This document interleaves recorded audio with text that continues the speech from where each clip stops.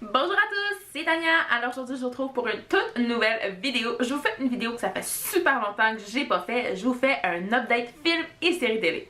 Avec tous ces mois-là que j'ai passé sans faire de vidéo, je vous dirais que vu que j'ai pas passé beaucoup de temps à lire, j'en ai quand même passé pas mal à regarder des films, des séries télé et j'ai bien des choses à vous dire aujourd'hui.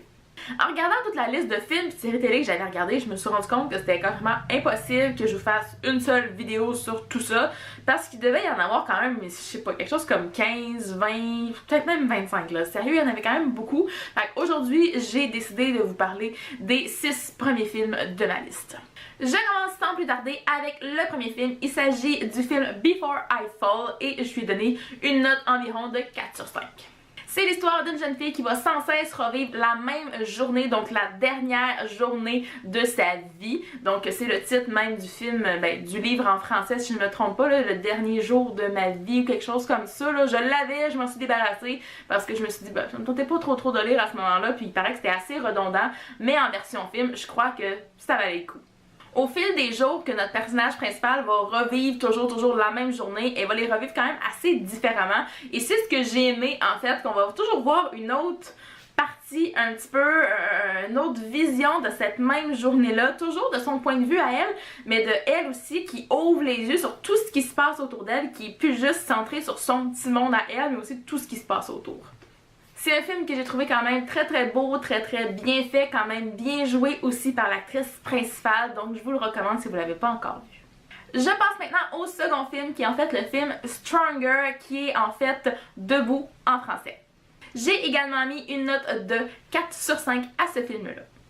Ce film-là raconte l'histoire vraie d'un jeune homme en fait qui était près de la ligne d'arrivée en fait durant le marathon de Boston quand il y a eu la grosse explosion il y a quelques années et durant cette explosion-là, cet événement-là en fait, il va perdre ses 2 jambes donc ça va être quelque chose de très difficile à vivre pour lui. Donc on passe à la fois dans l'acceptation un peu de ce et le deuil en fait de ses jambes carrément mais aussi la réhabilitation qui va avec tout ça, réapprendre à marcher, à vivre d'une autre façon et moi je trouvais que c'était le fun de regarder ce film là parce qu'avec mon métier tout ça j'ai trouvé ça quand même super beau de voir la détermination de quelqu'un mais aussi le traumatisme qui vient avec tout ça puis la pression qui peut être mise sur une personne comme ça là, après des événements aussi tragiques.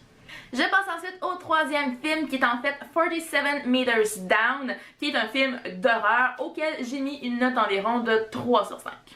C'est un film d'horreur avec des requins.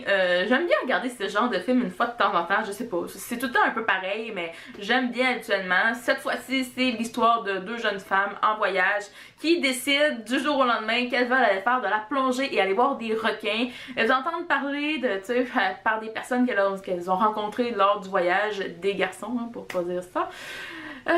D'une façon d'aller voir ça, de contourner un petit peu ça qui coûterait pas trop cher. Puis c'est là que les ennuis vont commencer. En fait, la cage dans laquelle elles vont descendre pour aller voir le requin, c'est super le fun au début. Mais en fait, la chaîne qui soutient la cage, va lâcher. Fait qu'ils vont totalement se retrouver comme au fond de l'eau dans la cage avec quelques requins qui se promènent autour d'elles.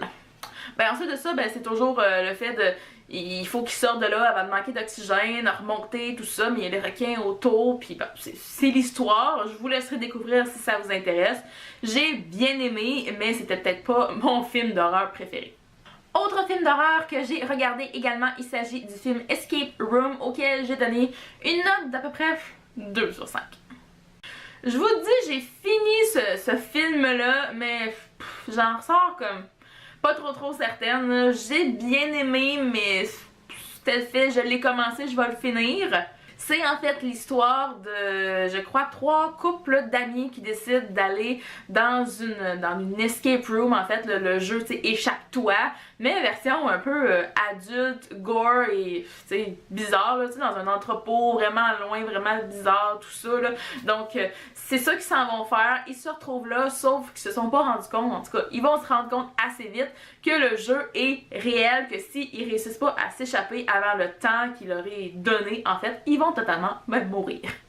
Donc évidemment, on va suivre les péripéties de tous ces personnages-là. C'est toujours un peu dégueu ce genre de film-là parce qu'ils sont pris dans des pièges, des trappes, des ci, des ça. Donc si vous aimez ce genre de film-là, je suis sûre et certaine que vous allez bien aimer. C'est plutôt le jeu des acteurs que moi j'ai trouvé carrément décevant, poche. C'est pas un bon film d'horreur pour ça, mais si on aime juste le concept puis le sujet du film, ben je pense qu'on peut quand même bien apprécier. Je passe maintenant au 5e film qui est le film Trip à 3, qui est un film québécois auquel j'ai donné une note de 3 sur 5.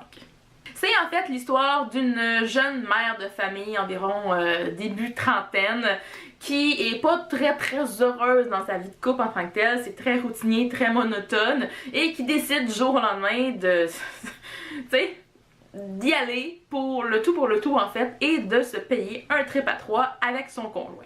C'est un film à la base, tu sais, humoristique en fait, donc c'était quand même assez drôle. Il y avait des scènes assez cocasses de sa quête en fait de trouver l'autre femme pour faire le trip à 3 avec elle, ou un autre couple, ou en tout cas, tu sais, elle va passer par beaucoup d'étapes de je le fais-tu toute seule, je le fais-tu avec mon conjoint, je l'ai dit-tu, donc il y a plein de choses qui vont se passer. C'est cocasse, c'est drôle, je l'ai beaucoup aimé en particulier à cause de l'actrice principale, mais sinon, c'est peut-être pas le film auquel je m'attendais avec la bande-annonce. Avec la bande-annonce, je m'attendais à quelque chose de super drôle, de super, tu sais, je sais pas, rythmé, tout ça, puis il y a quelque chose que j'ai trouvé que qui me manquait finalement quand j'ai regardé le film.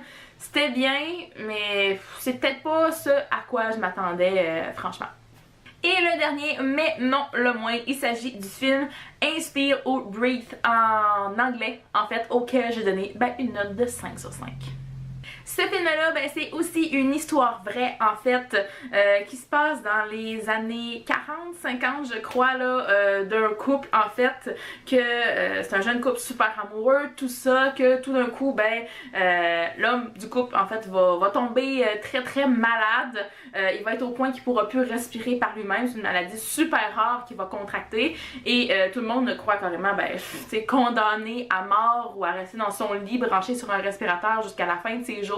Mais ce que j'ai aimé, c'est qu'en fait, ben, c'est pas ça du tout qui va arriver. Avec sa femme, ils vont braver comme tous les interdits pour le sortir de l'hôpital, pour qu'il puisse vivre une vie normale le plus possible, parce qu'il est paralysé, il peut plus respirer par lui-même, il doit toujours être branché sur un respirateur, mais il restera pas toujours cloîtré dans sa chambre ou dans un hôpital. Il va sortir, il va voir le monde. Donc j'ai trouvé ça quand même super comme film, puis il va se battre aussi pour les droits des autres personnes qui sont atteintes de cette maladie-là, parce que comment elles sont enfermées, cachées aux yeux du monde, ben c'est quand même assez horrible ce qui leur arrive. Donc moi j'ai beaucoup aimé ce film-là en fait, et c'est une super belle histoire d'amour aussi, donc je vous le conseille vivement si vous l'avez pas vu.